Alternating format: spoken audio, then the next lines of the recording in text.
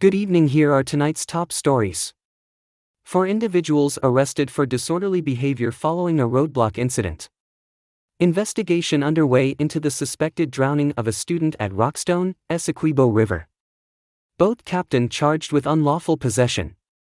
Kevin Springer charged and remanded over the death of Joseph Ford. Guyana extends solidarity to Brazil amid devastating floods. Plus, Vice President Barrett Jagdeo re-elected as General Secretary. Stay tuned for more updates on these stories. Please remember to like, share and subscribe to our channel for more news. Investigation underway into suspected drowning of student at Rockstone, Essequibo River. Police in Regional Divisional 10 are currently probing the suspected drowning of Adiel Thomas, an 18-year-old student hailing from 14th Avenue Diamond Housing Scheme, East Bank Demerara. The incident occurred on May 6, 2024, around 1300 hours at Rockstone, Essequibo River. Initial inquiries revealed that the deceased, along with some companions, had journeyed to Linden for the Town Week celebrations. Upon arrival, they opted to explore Rockstone for a sightseeing venture. They chartered a boat and proceeded further to Mosura Island, where they engaged in photography. According to reports, Thomas purportedly expressed a desire to swim in the river and even extended an invitation to his friends to join him. However, they declined, prompting him to venture into the water alone, heading towards the deeper section. While engaged in conversation, his friends noticed his absence after a few minutes and upon searching, failed to locate him. Following unsuccessful attempts to elicit a response, an alarm was raised, prompting them to report the incident to the authorities. In response, a search party was swiftly organized to recover Thomas's body, which has since been retrieved. As investigations continue, authorities are piecing together the events leading to this tragic occurrence, aiming to shed light on the circumstances surrounding the suspected drowning of the young student.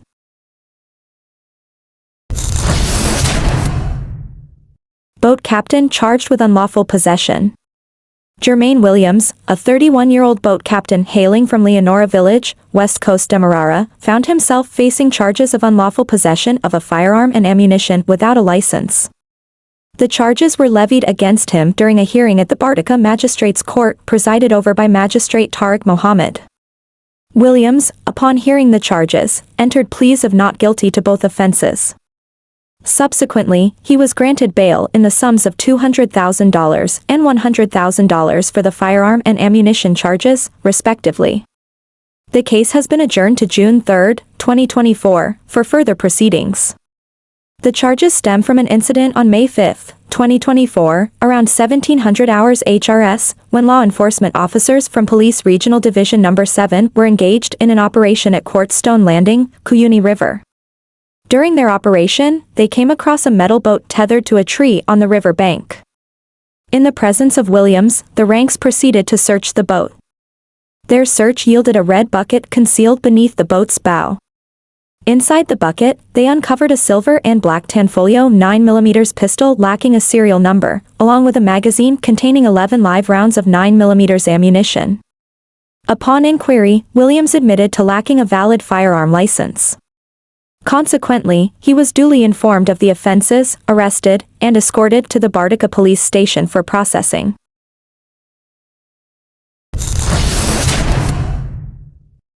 Kevin Springer charged and remanded over death of Joseph Ford. Kevin Springer, a 28-year-old construction worker from Sparendam, East Coast Demerara, found himself facing serious charges following an alleged altercation resulting in the death of Joseph Ford, also a construction worker from the same area. The incident led to Springer being brought before Magistrate Russell Liverpool at the Sparendam Magistrates Court. During the court proceedings, Springer was formally charged with murder. However, he was not required to enter a plea. The magistrate remanded him to prison until June 18, 2024, pending further legal proceedings. The alleged murder occurred between 21:30 and 21:45 HRS at Victoria Road, Plaisance, last Thursday. According to a statement from police headquarters, Ford intervened in a chopping incident between Springer and another individual, identified as Jermaine Williams. This intervention led to an argument between Ford and Springer, which apparently escalated. Following the initial chopping incident, Ford sought medical attention and contacted his relatives, who took him to the Georgetown Public Hospital. However, on Thursday night, a friend of Ford received information from a taxi driver indicating that Ford was chopped again and was transported to the same hospital.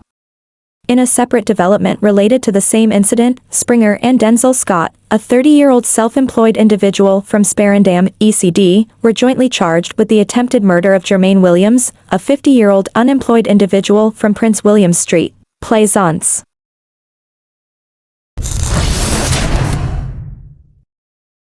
Guyana extends solidarity to Brazil amid devastating floods.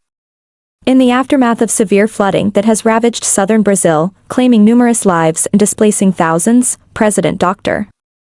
Irfan Ali of Guyana has extended a message of solidarity and sympathy to the neighboring nation. In an official letter addressed to Brazilian President Luiz Inácio Lula da Silva, President Ali conveyed heartfelt condolences on behalf of the government and people of Guyana. He expressed profound sympathy for the loss of lives, displacement of people, and widespread devastation caused by the heavy rainfall and flooding in the state of Rio Grande do Sul. Guyana stands firmly behind Brazil during this challenging time, offering support and solidarity to the affected communities. President Ali paid tribute to the resilient spirit of the Brazilian people, expressing confidence in their ability to overcome this unfortunate tragedy. Meanwhile, the situation in Rio Grande do Sul remains dire, with hundreds injured, missing, and displaced. Over 850,000 individuals across 345 municipalities have been affected by the disaster, which has also inflicted significant damage to homes and critical infrastructure. The historic flooding has disrupted transportation networks, with numerous roads blocked and the closure of the international airport in Porto Alegre. President Lula, during his visit to the affected areas, emphasized the collaborative efforts of all levels of government in responding to the emergency. He reiterated his commitment to mobilizing resources and support to assist the affected population in the south.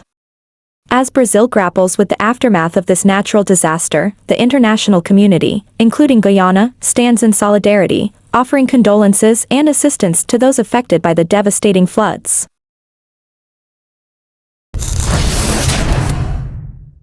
Vice President Barrett Jagdeo re-elected as General Secretary.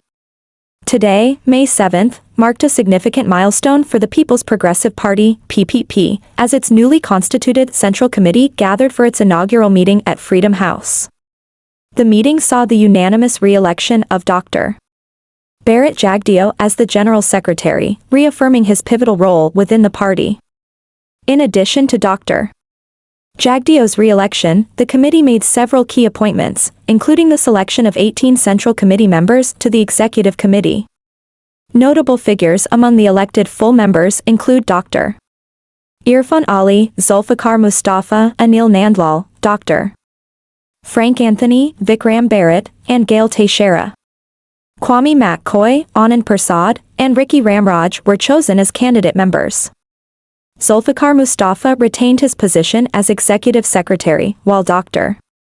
Irfan Ali was reaffirmed as the Finance Secretary. Other secretaries are slated to be elected in subsequent Central Committee meetings. Addressing the Assembly, Dr. Jagdeo expressed gratitude to the outgoing Central Committee members for their dedicated service. He lauded the recently concluded 32nd PPP Congress as a resounding success, highlighting its scale, diversity, and productive discussions on significant issues. The Congress, held from May 3 to 5 at Liliendal, East Coast Demerara, attracted over 3,000 delegates and observers nationwide under the theme, Strengthen the Party, Defend Guyana, Unite Our People for Progress and Prosperity. Dr. Jagdeo extended heartfelt appreciation to party members, supporters, and volunteers for their invaluable contributions to the Congress's success and their ongoing commitment to the PPP's vision for Guyana's progress and prosperity.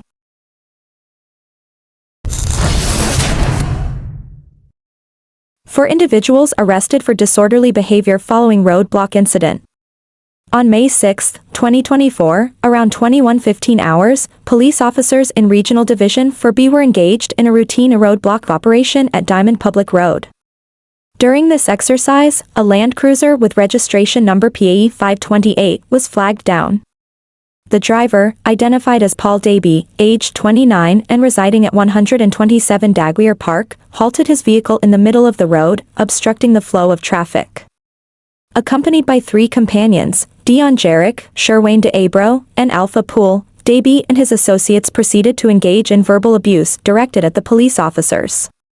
Their behavior escalated into disorderly conduct, drawing the attention of bystanders, and causing a gathering crowd. Despite the disruption, the law enforcement officers continued their operations, conducting a thorough search of both the individuals and the vehicle. However, no illicit items were uncovered during the search. Subsequently, the 4 individuals were apprehended for their disorderly behavior and escorted to the Golden Grove Police Station for further processing. They are slated to make an appearance at the Diamond Magistrates Court on Tuesday, May 7, 2024, where they will face charges related to their disorderly conduct.